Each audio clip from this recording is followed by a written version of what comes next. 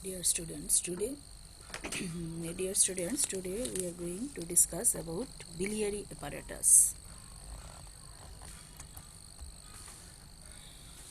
Biliary apparatus তোমরা যখন liver পড়েছো, লিভারের কাজ হিসেবে দেখেছো, লিভারের একটা কাজ হচ্ছে bile secretion করা. It is a exocrine function of liver to secrete bile.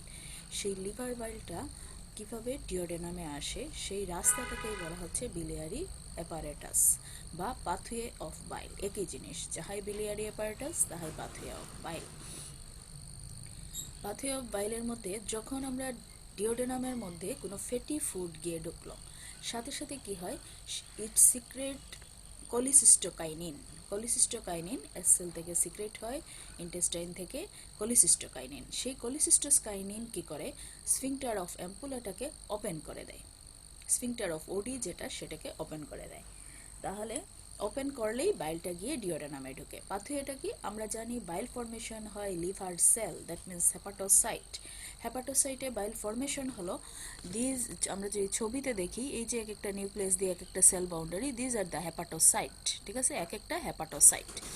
এই হেপাটোসাইট ফর্মেশন করলো বাইল. দুইটা হেপাটোসাইট, এই একটা হেপাটোসাইট, এই একটা হেপাটোসাইট, দুইটা হেপাটোসাইটের মাঝখানের যে স্পেস, সেই জায়গায় থাকে বাইল ক্যানেলিকুলাই. বাইল ক্যানেলিকুলাই. তাহলে হেপাটোসাইট বাইল ফর্মেশন করলো, সেই বাইলটা প্রথমে গেল বাইল ক্যানেলিকুলাইতে.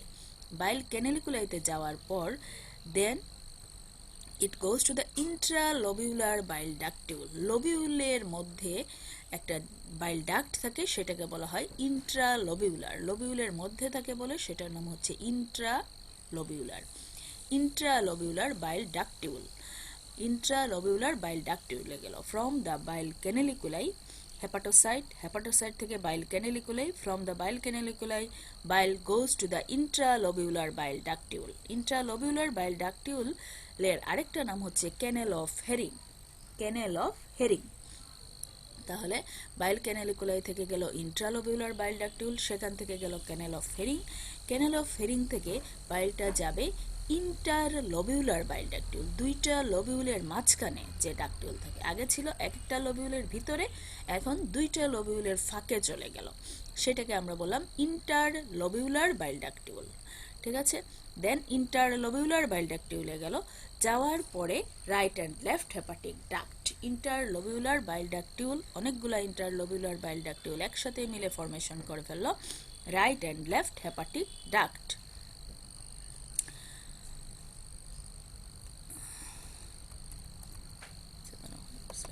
চেঞ্জ করি.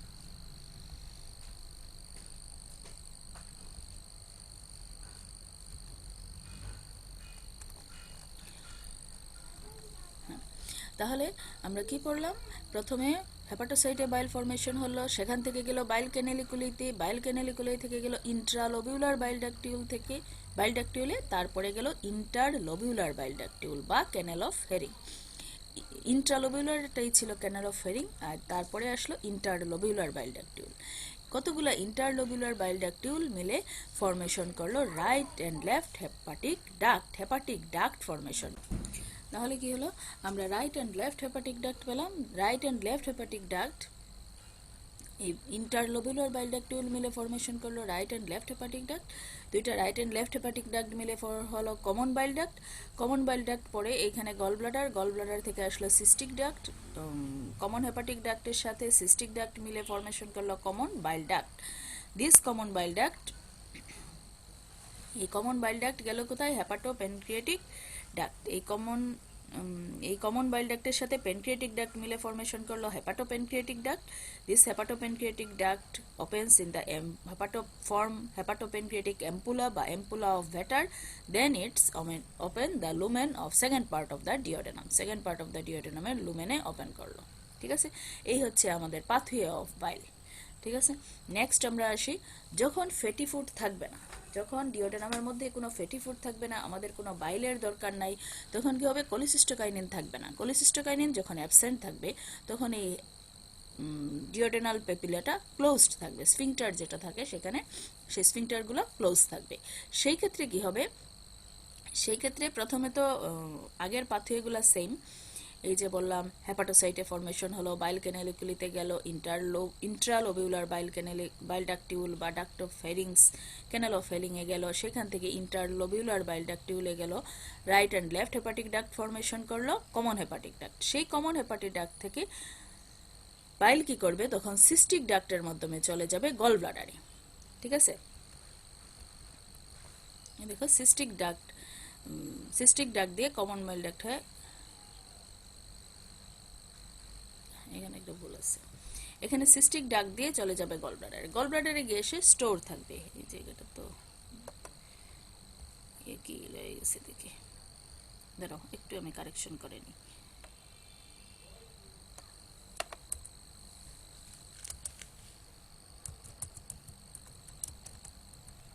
সিস্টিক ডাক্ট দিয়ে চলে যাবে গল ব্লাডারে। ঠিক আছে, এটা হচ্ছে যখন ফ্যাটি ফুড থাকবে না ডিওডেনামে যখন ফ্যাটি ফুড থাকবে না, তখন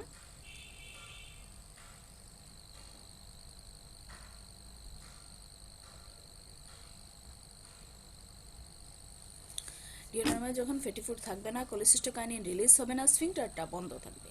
সেই ক্ষেত্রে কি হবে, এই কমন হেপাটিক ডাক্ট হয়ে সিস্টিক ডাক্ট হয়ে গল ব্লাডারে যাবে। যাওয়ার কথা ছিল হেপাটোপেনক্রিয়াটিক অ্যাম্পুলা দিয়ে, হেপাটোপেনক্রিয়াটিক অ্যাম্পুলাতে গিয়ে দেখবে ক্লোজ যখন থাকবে, তখন সেটা আলটিমেটলি সিস্টিক ডাক্ট হয়ে গল ব্লাডারে গিয়ে ঢুকে থাকবে। আবার যখন ফ্যাটি ফুড আসবে, কোলিসিস্টোকাইনিন প্যানক্রিয়াজাইমিন রিলিজ হবে, হেপাটোপেনক্রিয়াটিক অ্যাম্পুল ডাক্টটা ওপেন হবে, major duodenal minor duodenal major duodenal papilla open হবে। সেই ক্ষেত্রে কি হবে, এই সিক্রেশনটা আবার সিস্টিক গল ব্লাডার থেকে বের হয়ে হেপাটোপেনক্রিয়াটিক অ্যাম্পুলা হয়ে যাবে। ঠিক আছে, আচ্ছা এখানে এই জিনিসটাই দেখানো হচ্ছে যেটা আমি আগে দেখিয়েছিলাম। আমরা জানি পোর্টাল ট্রায়াড থাকে সেন্ট্রাল ক্যানেলের মধ্যে, সেখানে পোর্টাল ভেইন, বাইল ডাক্ট, হেপাটিক আর্টারি থাকে। এইটা এক একটা হেপাটিক লেমিনার মাঝখানে এই থাকে ইন্ট্রালোবিউলার বাইল ডাকটিউল বা ক্যানেল অফ হেরিং, এইটাকে আমরা বলতেছি ক্যানেল অফ হেরিং। দুইটা হেপাটিক লেমিনার মাঝখানে থাকে ক্যানেল অফ হেরিং, আর দুইটা হেপাটোসাইটের মাঝখানে থাকে বাইল ক্যানালিকুলাই। ঠিক আছে, আচ্ছা শেষ। নেক্সট আসি আমরা biliary apparatus. Biliary apparatus of liver includes passage through which hepatic bile and gallbladder bile are conveyed into the duodenum. Gallbladder থেকে বাইল যেতে পারে, লিভার থেকে বাইল দিতে পারে, যাওয়ার জন্য সেকেন্ড পার্ট অফ দ্য ডিওডেনামে যাওয়ার জন্য যে প্যাসেজ, সেটাকে আমরা বলতেছি বিলিয়ারি অ্যাপারেটাস। বিলিয়ারি অ্যাপারেটাসকে আমরা দুইটা পার্টে ভাগ করতে পারি, কিছু হচ্ছে ইন্ট্রা হেপাটিক পার্ট, কিছু হচ্ছে এক্সট্রা হেপাটিক পার্ট। লিভারের ভিতরে যে পোর্শন সেটাকে বলি আমরা ইন্ট্রা হেপাটিক পার্ট, আর লিভারের বাইরের যে স্ট্রাকচারগুলো তাদেরকে বলি এক্সট্রা হেপাটিক পার্ট। ইন্ট্রাহেপাটিক পার্টের মধ্যে আমরা পেলাম বাইল ক্যানালিকুলাই, দুইটা হেপাটোসাইটের হেপাটিক লেমিনার মাঝখানে যেটা থাকলো সেটা হচ্ছে বাইল ক্যানালিকুলি, সেখান থেকে ইন্ট্রালোবিউলার বাইল ডাকটিউল, তারপরে হচ্ছে ক্যানেল অফ হেরিং বা ইন্টারলোবিউলার বাইল ডাকটিউল, তারপরে then right and left hepatic duct. Right and left hepatic duct হিসাবেই এইটা বের হয় হাইলাম অফ দ্য লিভার দিয়ে। তারপরে যে rest of the structures of biliary passes সেটা হচ্ছে extrahepatic part of biliary apparatus। Extrahepatic পার্টের মধ্যে আমরা পাই right and left hepatic duct, common hepatic duct, gall bladder, cystic duct, common bile duct. এইটুকু হচ্ছে আমাদের extrahepatic part. Extrahepatic পার্টের কাজ কি বা বাইল পাথওয়ের কাজ কি, receive bile from the liver. এটা হচ্ছে লিভার থেকে বাইল রিসিভ করবে। গল ব্লাডারের কাজ হচ্ছে store and concentrate in the gall bladder, this বাইলকে স্টোর করবে, ফার্দার কনসেন্ট্রেশন করবে বাইলকে, transmit it into the second part of the duodenum when required, যখন তার দরকার হবে তখনই সে বাইলকে সেকেন্ড পার্ট অফ দ্য ডিওডেনামে পাঠিয়ে দিবে। এই কাজগুলো হচ্ছে এক্সট্রা হেপাটিক বিলিয়ারি অ্যাপারেটাসের। আমরা আজকে এক্সট্রা হেপাটিকটা নিয়েই ম্যাক্সিমাম আলাপ করব, কারণ ইন্ট্রা হেপাটিকটা আমরা লিভারের মধ্যে পড়ে ফেলেছি। Right and left hepatic duct, right and left hepatic duct, this is the right and left hepatic duct. দুইটা লোব অফ লিভার থেকে কমন হেপাটিক ডাক্ট হিসাবে বের হবে দুইটা লোব থেকে। Bile drain from the right and left lobe of the liver by the right and left hepatic duct. Right lobe of the liver থেকে right hepatic duct, left lobe of the liver থেকে left hepatic duct হিসাবে আসবে, এসে দুইটা duct একসাথে emerge করবে।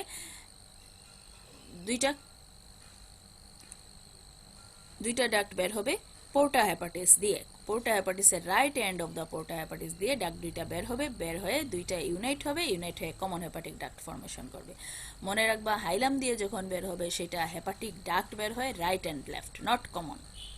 ঠিক আছে, right and left hepatic duct বের হবে, পোর্টা হেপাটিসের রাইট মার্জিন দিয়ে রাইট এন্ড দিয়ে বের হয়ে দুইটা ইউনাইট হবে, ইউনাইট হয়ে কমন হেপাটিক ডাক্ট ফর্মেশন হবে।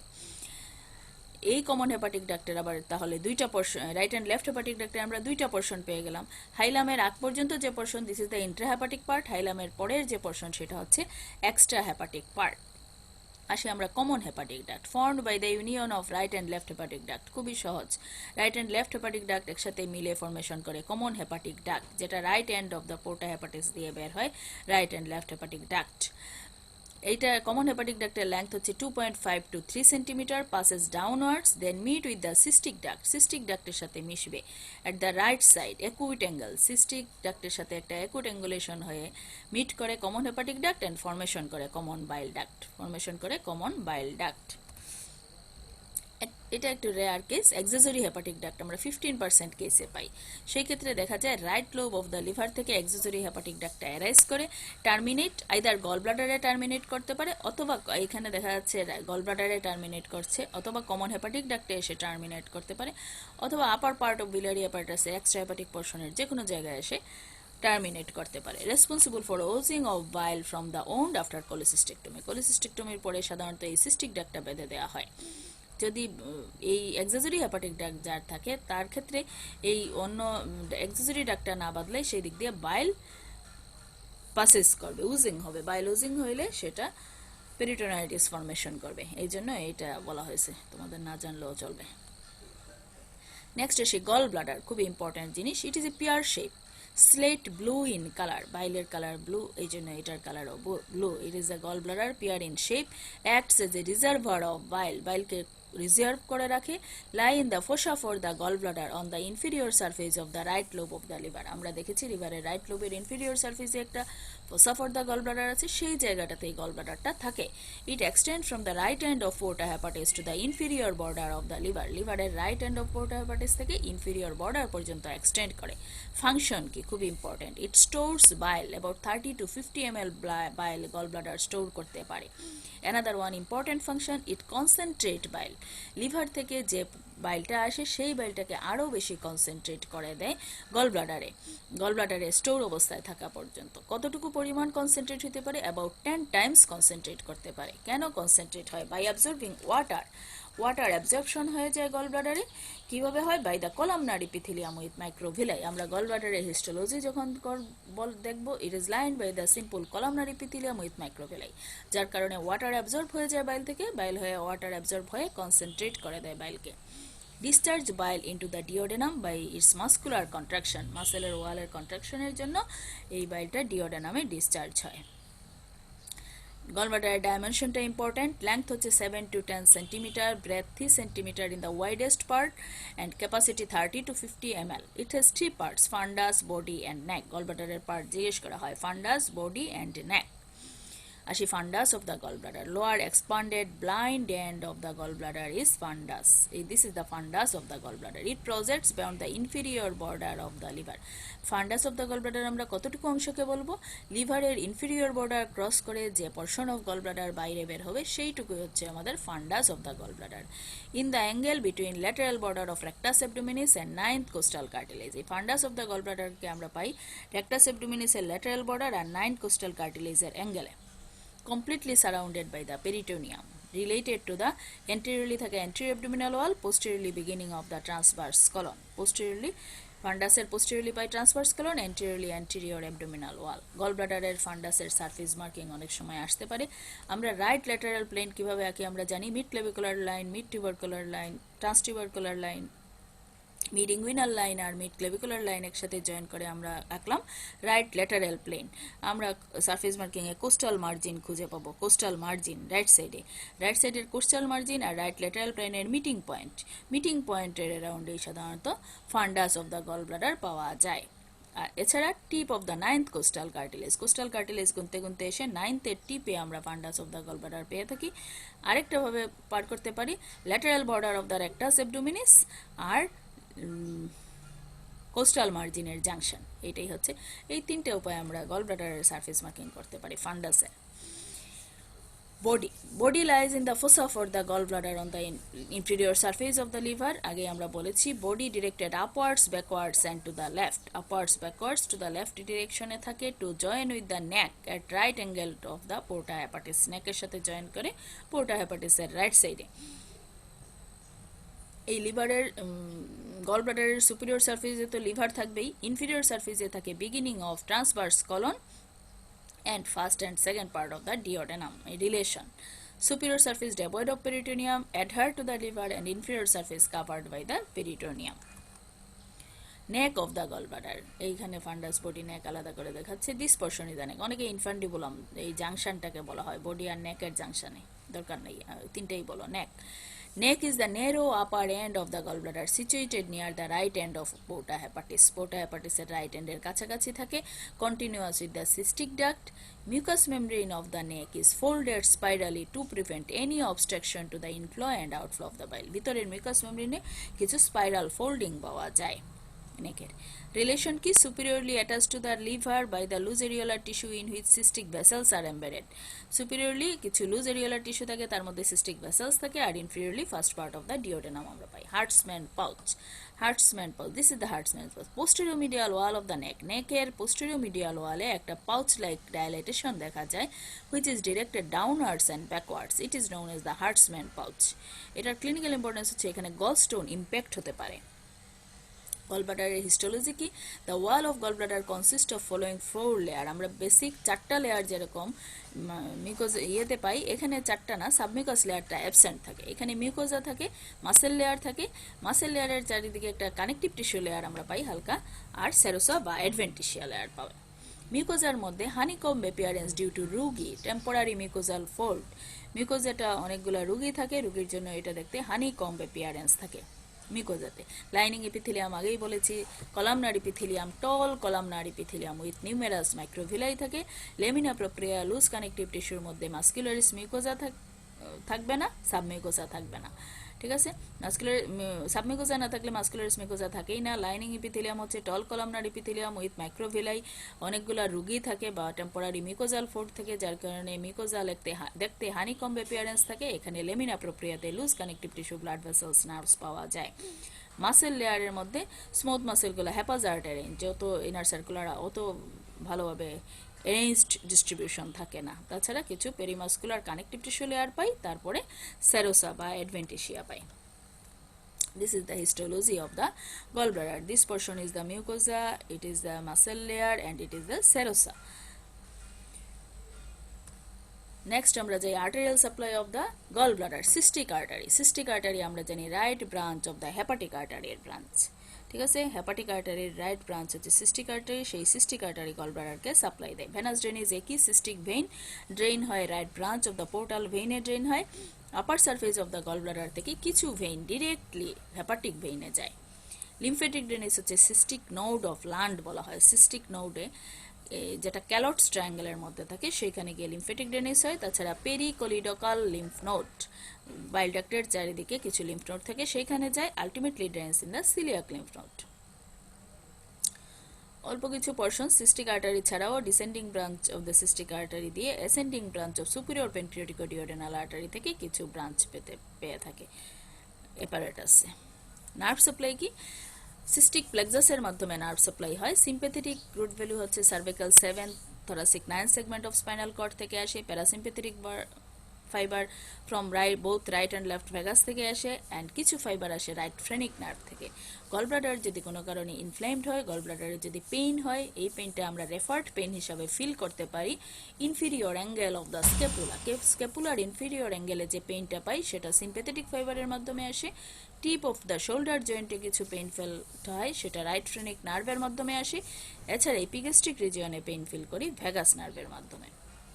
গলব্লাডারের ডেভেলপমেন্ট হচ্ছে লাইনিং এপিথেলিয়াম অ্যান্ড গ্ল্যান্ডস তো নাই, লাইনিং এপিথেলিয়াম আসে কোথা থেকে? ফোরগাট থেকে। ফোরগাটের এই যে হেপাটিক ডাইভার্টিকুলাম ছিল, হেপাটিক ডাইভার্টিকুলাম থেকে আরেকটা ছোট ডাইভার্টিকুলাম বের হয় যেটাকে বলা হয় পার্স সিস্টিকা।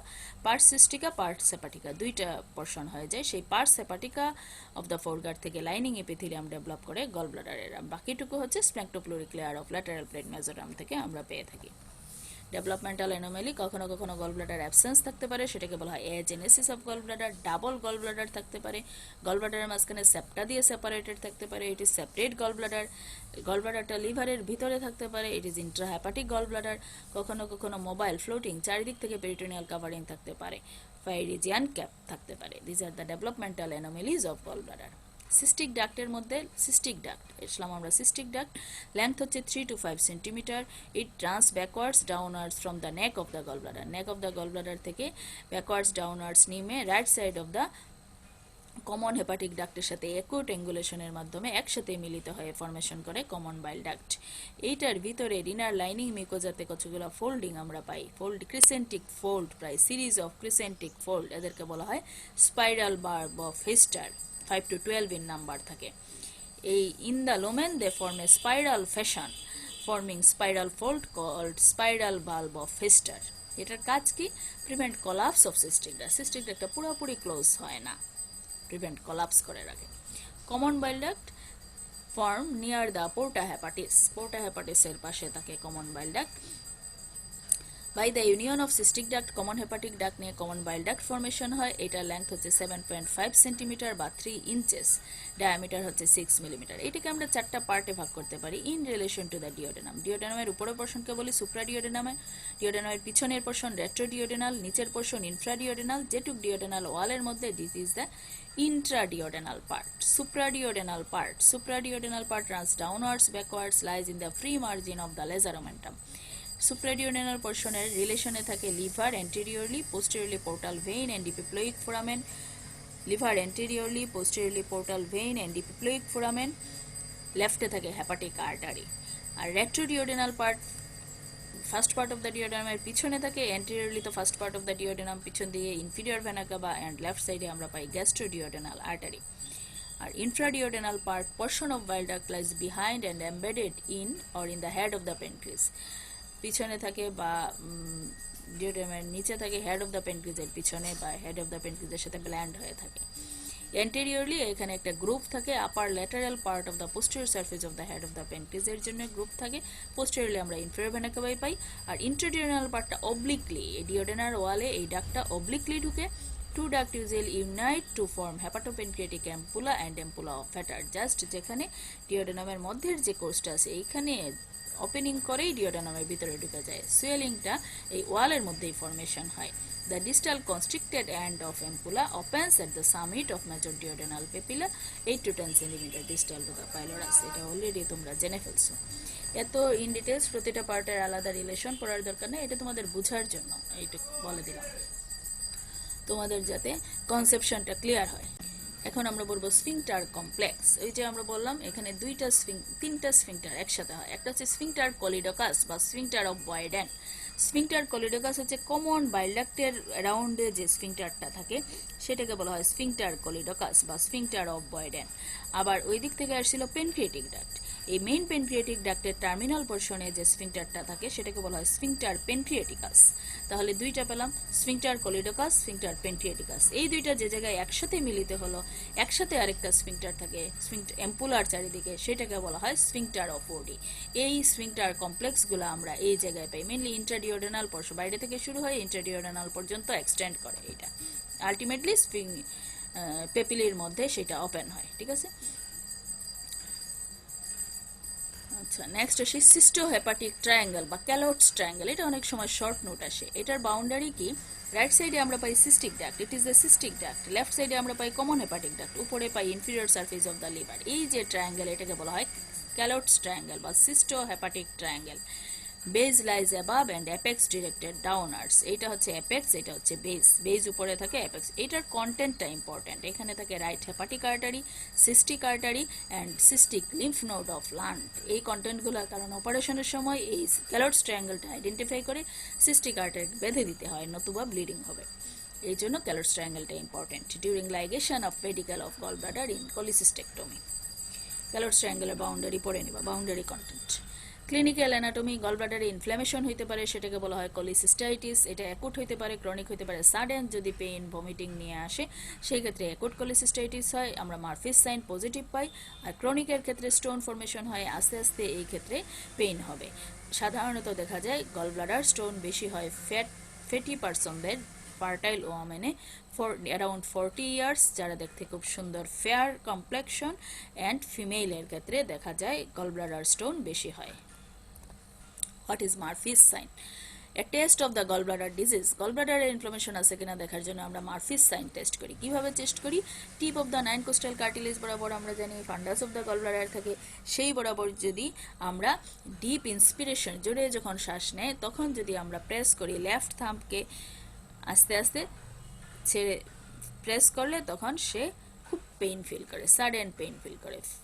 এটাকে বলা হচ্ছে মারফিস সাইন, গলব্লাডার ইনফ্লামেশন টেস্টের একটা সাইন এটা। এছাড়া রেফার্ড পেইন আমরা আগেও বলেছি, রেফার্ড পেইন ফেল হইতে পারে টিপ অফ দ্য শোল্ডারে, ইনফিরিয়র অ্যাঙ্গেল অফ দ্য স্ক্যাপুলাতে, ইপিগ্যাস্ট্রিক রিজিয়নে। গলব্লাডারে স্টোন হইলে আমরা সেটাকে বলি কোলিলিথিয়াসিস, ফিমেলে বেশি হয়।